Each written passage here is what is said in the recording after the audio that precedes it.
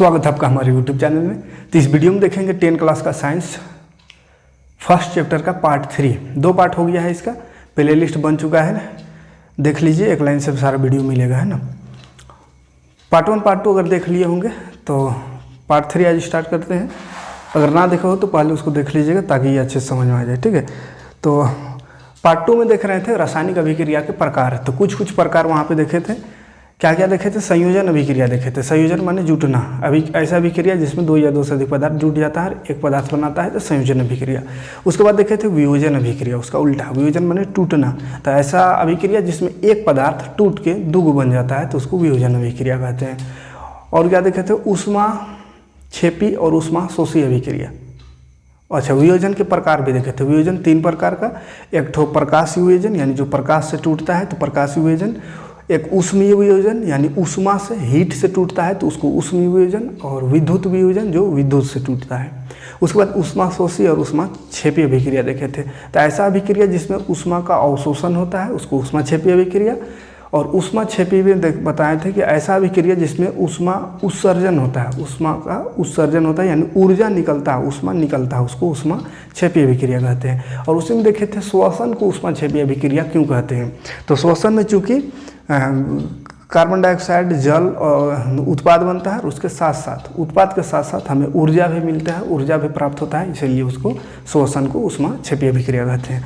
तो आज उसके बाद देखेंगे, उसके आगे है एक विस्थापन अभिक्रिया। विस्थापन अभिक्रिया, विस्थापन अभिक्रिया के साथ ही देख लेंगे द्विविस्थापन।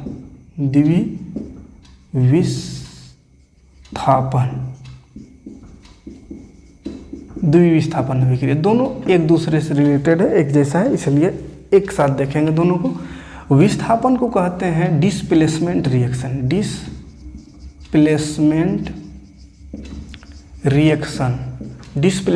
रिएक्शन, और ये हो गया डबल डिस्प्लेसमेंट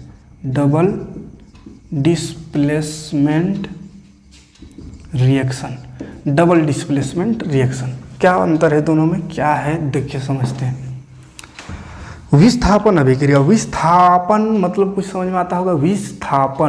विस्थापन मतलब होता है एक जगह से दूसरे जगह विस्थापित हो जाना, चले जाना। और द्विविस्थापन इसमें है यानी दोनों तरफ से इसमें विस्थापन होगा। एगो यहाँ वाला यहाँ चल जाएगा, यहाँ वाला यहाँ, तो दोनों तरफ से विस्थापन होगा तो द्विविस्थापन। और सिर्फ एक तरफ से, जैसे यहाँ एक जगह है, यहाँ वाला उठ के यहाँ चल गया तो विस्थापन हो गया, यानी ये यहाँ चल गया, विस्थापित हो गया वो। और अगर यहाँ ऐसा है तो एक यहाँ आ गया और इसके बदले ये यहाँ आ गया, तो उसको द्विविस्थापन, ठीक है। तो विस्थापन नाम से ही पता चल रहा है। डिस्प्लेसमेंट सुने हुए, डिस्प्लेसमेंट हो गया यानी एक जगह से दूसरी जगह ट्रांसफर उसका हो गया। डबल डिस्प्लेसमेंट मतलब दोनों, एक उधर से एक इधर से, ठीक है। तो द्विविस्थापन और विस्थापन नाम से समझ में आ रहा है ना, कोई दिक्कत नहीं है। तो इसको अब देखते हैं साइंस में क्या हुआ, इसमें रिएक्शन किस तरह से इसको लिखेंगे। देखिए, ऐसा अभिक्रिया जिसमें अधिक अभिक्रियाशील तत्व कम अभिक्रियाशील तत्वों को विस्थापित कर देता है, ठीक है। विस्थापित करना यानी हटा देना, और खुद उसका स्थान ग्रहण कर लेता है, तो उसको कहते हैं विस्थापन अभिक्रिया, ठीक है। डिफिनेशन लिखना चाहे तो क्या लिखेंगे?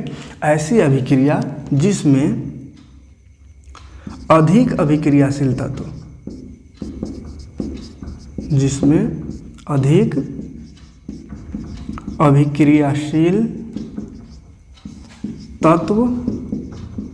कम अभिक्रियाशील तत्व को विस्थापित कर खुद उसका स्थान ग्रहण कर लेता है।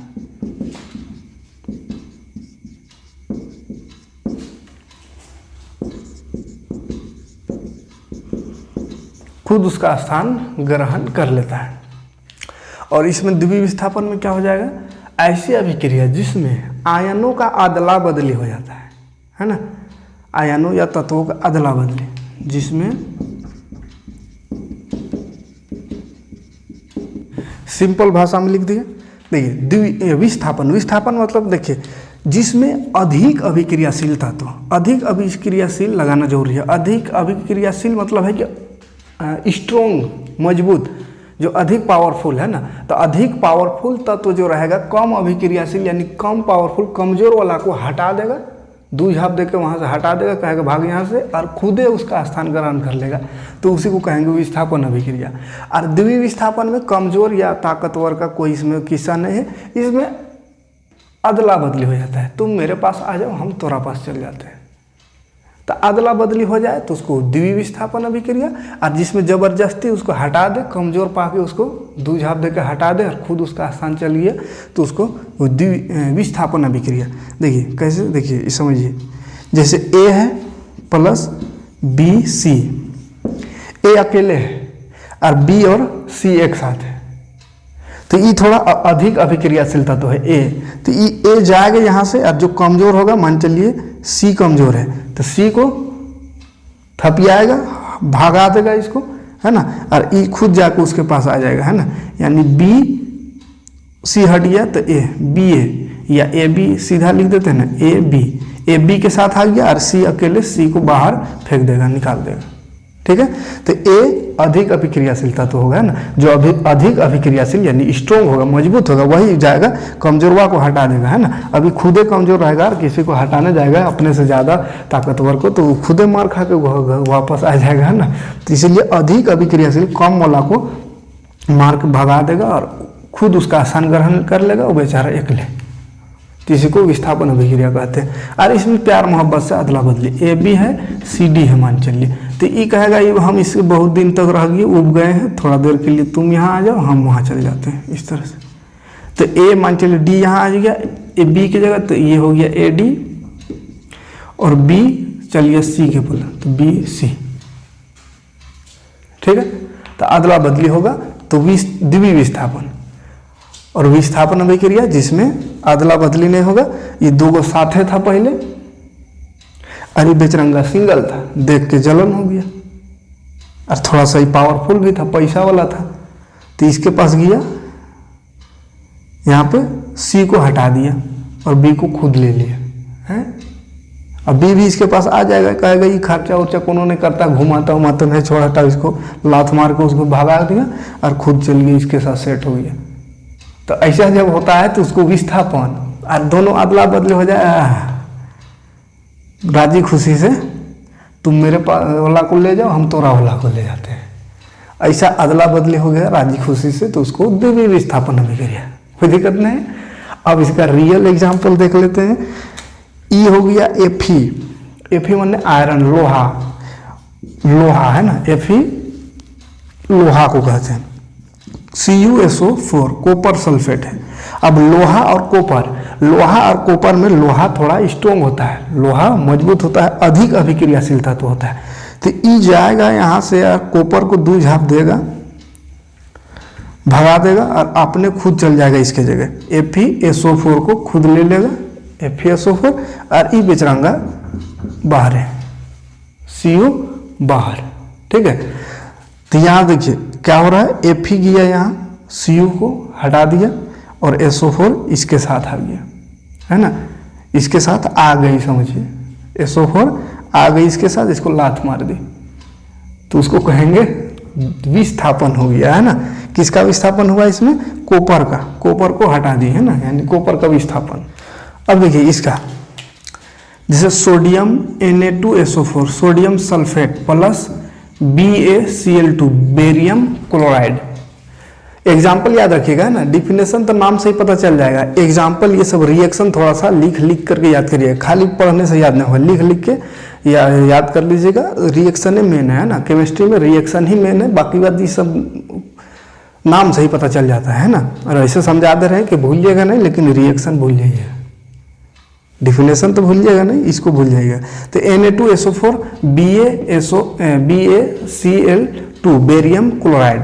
अब इसमें देखिए क्या होगा, इसमें तो अदला बदली होने का बात है, कमजोर या स्ट्रोंग से मतलब नहीं है, बस Na यहाँ आ गया, Ba कहेगा अरे उब गए हैं इसके साथ रह के, ऐसा करो तू यहाँ आ जा हम वहाँ चल जाते हैं, तो Ba कहेगा ठीक है, कहता हम भी उब गए हैं, तो BaSO4 हो गया प्लस, माने Ba आ गया यहाँ और Na चल गया Cl के पास, तो NaCl नमक बन गया, आ गया NaCl, BaSO4 NaCl, barium sulphate और ये सोडियम क्लोराइड है ना, नाम क्या होगा इसका, सोडियम सल्फेट था, सोडियम सल्फेट, और ये बेरियम क्लोराइड,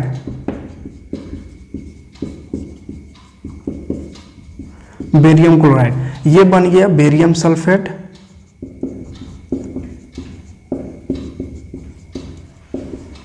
और ये सोडियम क्लोराइड, सोडियम क्लोराइड। ठीक है, कोई दिक्कत नहीं है। अभी एक ही एग्जांपल काफी है, बुक में और सर बहुत सारा है, देख लीजिएगा।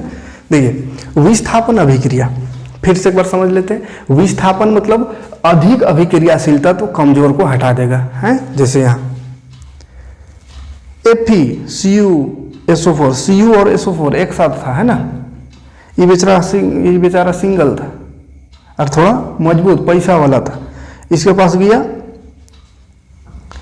Cu को लात मार के भगाया और SO4 जो है Fe के साथ सेट हो गया, तो एक तो भाग गया बाहर और ये दोनों Fe जो है इसके पास आ गया Cu के पास और Cu को हटा दिया।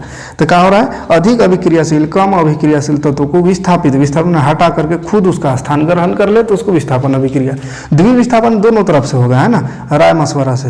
Na2SO4 सोडियम सल्फेट है, BaCl2 बेरियम क्लोराइड, कहेगा हम इसके साथ बहुत दिन रह गए, उब गए, थोड़ा अदला बदली कर लेते हैं, तो Ba आ गया यहाँ, तो BaSO4 बन गया। देखिए Na चल गया Cl पास, तो NaCl बन गया। ठीक है, संतुलित करते जाना है ना, संतुलित है। देखिए तो Fe एगो SO4 Cu ये संतुलित है, ये वाला संतुलित है।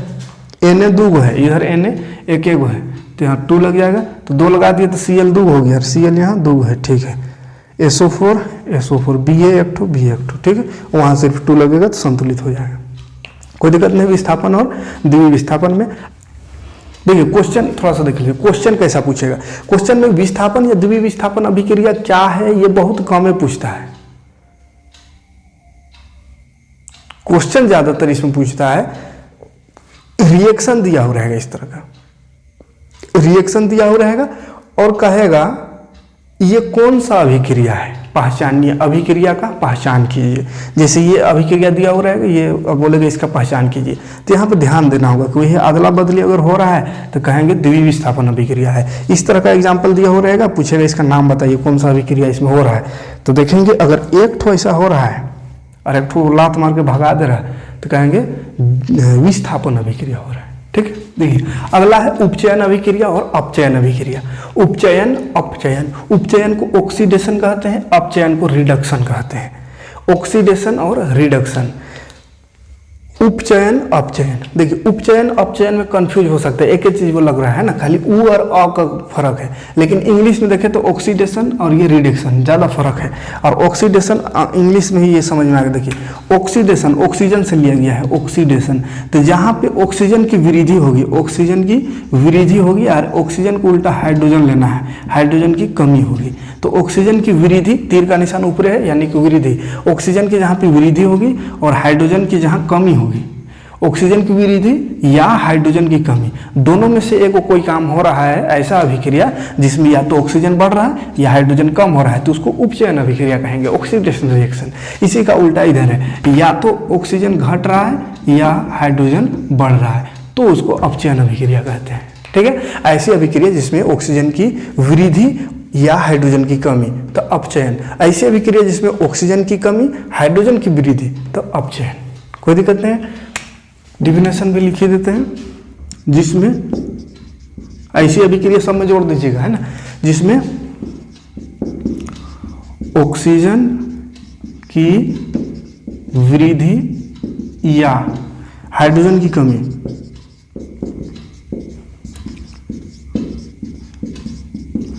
ऐसी अभिक्रिया जिसमें ऑक्सीजन की वृद्धि या हाइड्रोजन की कमी हो उसको उपचयन अभिक्रिया। जस्ट उल्टा इसमें, ऐसी अभिक्रिया जिसमें ऑक्सीजन की कमी या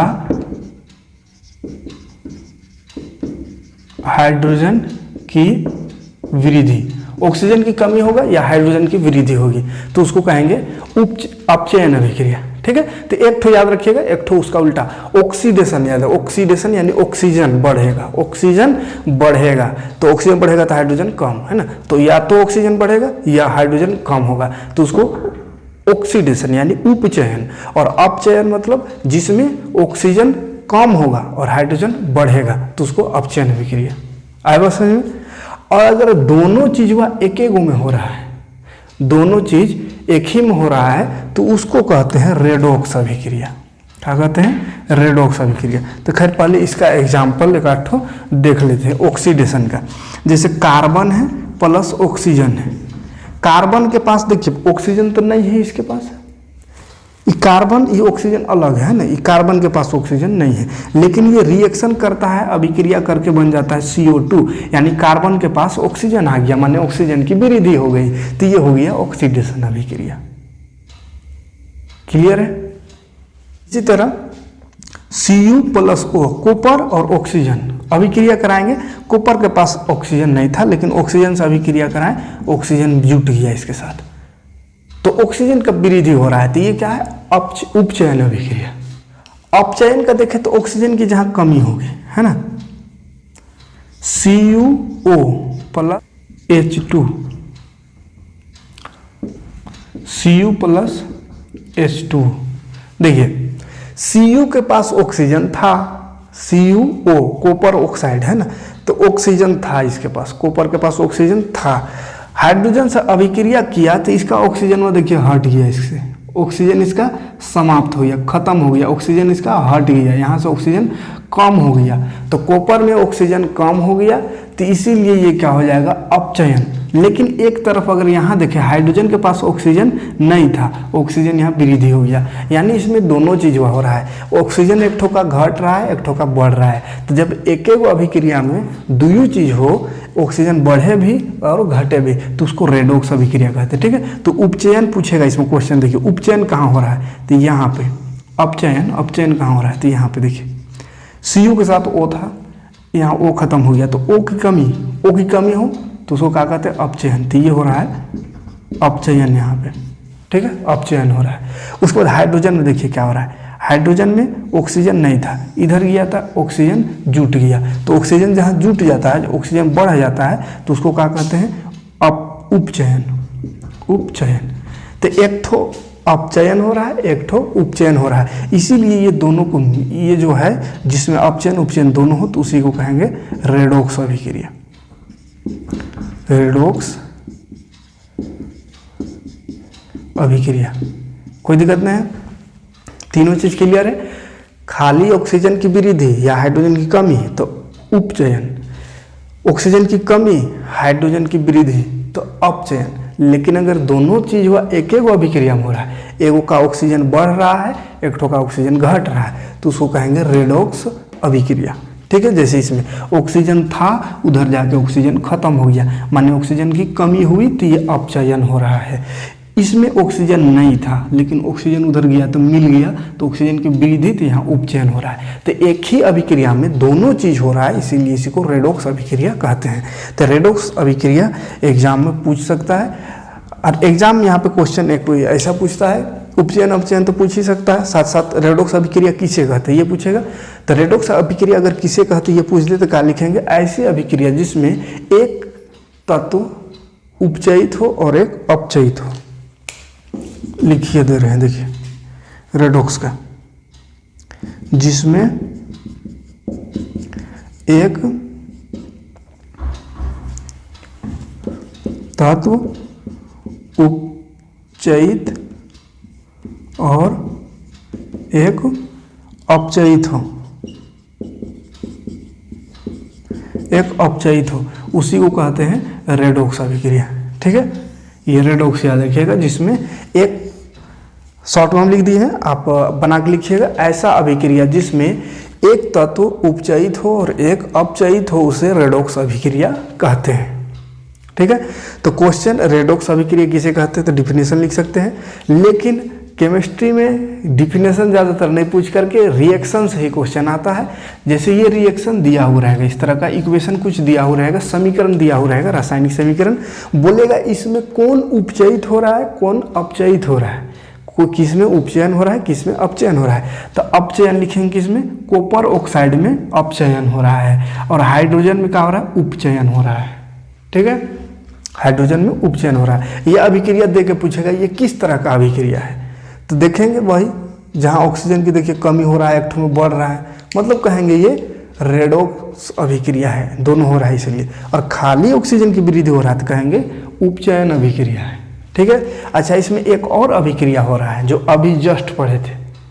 क्या हो रहा है देखिए, ऑक्सीजन यहाँ था, ये ऑक्सीजन वहाँ चल गया हाइड्रोजन के पास, तो ये विस्थापित नहीं हो गया है, कॉपर बाहर निकल गया, अकेले हो गया, और ऑक्सीजन चल गया इसके पास, तो विस्थापन अभिक्रिया भी यहाँ हो रहा है ना। तो ऐसा नहीं कि एगो अभिक्रिया में सिर्फ एक ही चीज़ होगा, या तो विस्थापित या उपचयन या अपचयन, तो सब कुछ एक साथ भी हो सकता है ना।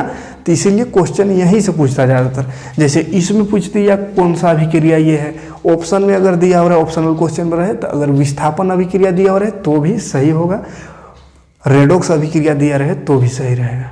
ठीक है, तो रेडॉक्स भी है और ये विस्थापन, एक तत्व विस्थापित हो रहा है इसलिए विस्थापन अभिक्रिया भी है, तो कोई दिक्कत नहीं यहाँ तक। उपचयन अपचयन रेडॉक्स अभिक्रिया। आगे बढ़ते हैं तो इसी का देखेंगे दैनिक जीवन में उपयोग उपचयन का, है ना, और चैप्टर खत्म हो जाएगा। दैनिक जीवन में उपचयन अभिक्रिया का कहाँ कहाँ प्रभाव होता है, उसमें आएगा दो प्रभाव, एक संक्षारण और एक विकृत गंधिता। तो संक्षारण और विकृत गंधिता क्या है देखिए, 5 नंबर का क्वेश्चन, ही दोनों में कभी कभी अंतर पूछ देता है। ठीक है, तो संक्षारण विकृत गंधिता देखिए, संक्षारण को इंग्लिश में कोरोशन कहते हैं, विकृत गंधिता रेंसिडिटी। देखिए क्या होता है, संक्षारण, संक्षारण कहाँ होता है, धातु में। जैसे बहुत सारा धातु देखते होंगे, जैसे लोहा, लोहा धातु है, लोहा में क्या होता है, लोहा को अगर खुले जगह में छोड़ देंगे, पानी पड़ गया, हवा पड़ गया, तो उसमें क्या होता है, जंग लग जाता है। तो जो जंग लगेगा ना, यानी लोहा में जो अवांछित पदार्थ आ जाता है, हानिकारक पदार्थ उसमें जो चढ़ जाता है, जिससे कि लोहा या कोई भी धातु कमजोर हो जाए, तो उसी को संक्षारण कहते हैं। ठीक है, और विकृत गंधिता क्या है, इसमें गंध आ रहा है, गंध, विकृत माने अंदाजी है ना, विकृत माने थोड़ा अजीब टाइप का, गंधिता माने गंध, तो थोड़ा अजीब टाइप का गंध है। गंध कहाँ आएगा, धातु से तो गंध नहीं आएगा, गंध आएगा खाने वाला चीज़ से। तो कोई खाने वाला पदार्थ है, उसको 2-3 दिन के लिए छोड़ देते हैं, रख देते हैं, तो उसमें अजीब टाइप का गंध आने लगता है, यानी विकृत गंधिता हो जाता है, वो अजीब उसका महक हो जाता है, तो उसी को कहते हैं विकृत गंधिता, यानी खाना खराब हो जाता है ना। या ब्रेड उरेड में देखते हैं फफूंदी उग जाता है, फफूंद सब कवक उग जाता है, तो वो सब क्या, उसको क्या कहेंगे, विकृत गंधिता। यानी खाने वाला चीज़ में जो खराबी होता है उसको विकृत गंधिता। अरे लोहा सब में अगर खराबी होगा, लोहा सब में जंग लग जाएगा, तांबा में हर्रा का परत चढ़ जाता है, या सोना चांदी में काला काला परत चढ़ जाता है, तो वो सबको विकृत गंधिता कहते हैं। है वो समझ में। तो संक्षारण क्या है, धातु में होने वाला खराबी। अरे खाने वाला चीज़ में खराबी होगा तो उसको विकृत गंधिता, नाम से इसका पता है, गंध माने महक, विकृत माने अजीबोगरीब बहुत खराब महक, है ना। हाँ, डिफिनेशन लिखना चाहे तो क्या लिखेंगे, संक्षारण जब कोई धातु अम्ल आर्द्रता आदि के संपर्क में आता, अम्ल या आर्द्रता और वायु, है ना, अम्ल आर्द्रता वायु आदि के संपर्क में आती है, जिससे धातु के ऊपर एक अवांछित परत चढ़ जाता है। धातु अवांछित माने हानिकारक, जिसका कोई काम नहीं है, वैसा परत चढ़ जाता है, जिससे क्या होता है, धातु कमजोर हो जाती है, तो इसको संक्षारण कहते हैं। ठीक है, जैसे लोहा है, लोहा को देखते हैं बाहर अगर छोड़ दे या रूम के अंदर भी रहे तो आर्द्रता, अम्ल या आर्द्रता के संपर्क में आने पर, आर्द्रता मतलब होता है कि हवा के नमी, है ना, हवा में जो नमी होता है, हवा में जो पानी का अंश होता है, वैसा वाला हवा का संपर्क में आएगा, नमी के संपर्क में आएगा, तो वो जंग लग जाता है। तो जंग लग जाता है यानी उसका ऊपर में एक अवांछित परत चढ़ जाता है, जो कि उस धातु को, लोहे को कमजोर कर देता है, तो उसी को कहेंगे संक्षारण। अब विकृत गंधिता का है, तो वसायुक्त या तेल खाद्य सामग्री, खाद्य यानी खाने वाला सामग्री वायु के संपर्क में आता है तो उपचयित हो जाता है। वायु के संपर्क में खाने वाला चीज़ आता है तो क्या होता है, उपचयित हो जाता है, जिससे उसका गंध और स्वाद बदल जाता है, गंध महकने लगता है, अजीबोगरीब थोड़ा स्वाद उसका बदल जाता है, तो उसको विकृत गंधिता कहते हैं। आए बस में। हाँ, एग्जाम्पल तो समझ में आ रहा होगा, लोहा में जंग लगना, तांबा में हरा परत चढ़ जाता है ना, तांबा में देखिएगा हरियर ऊपर चढ़ जाता है परत, तो खराब हो गया। सोना चांदी में काला का परत चढ़ जाता है। ठीक है, तो वो सब एग्जाम्पल है। इसका बचाने का उपाय पूछता है कि संक्षारण से बचाने का क्या उपाय है, संक्षारण से, धातुओं को संक्षारण से बचाने का क्या उपाय है। तो संक्षारण से बचाने के लिए धातु में पेंट कहते हैं ना, बचाने का उपाय।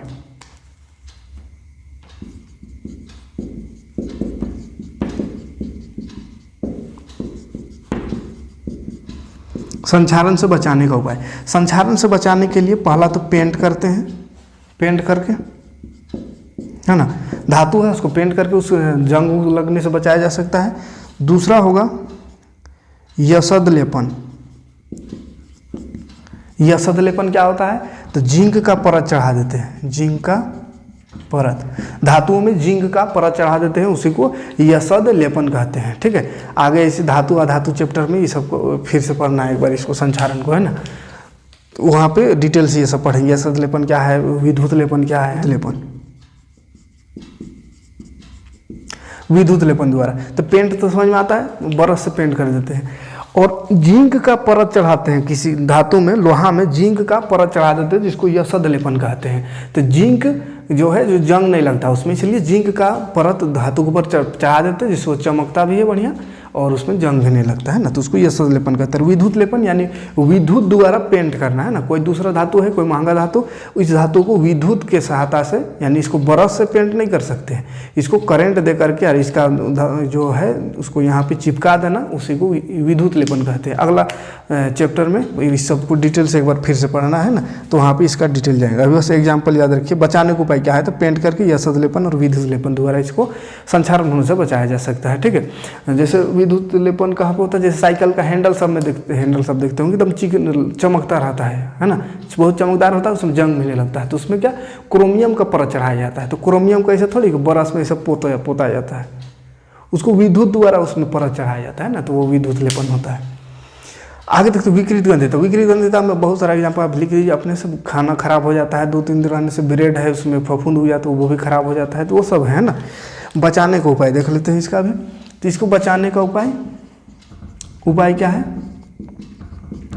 बचाने का उपाय, पहला वायु रोधी बर्तन में रख के, है ना, वायु रोधी बर्तन में रखकर।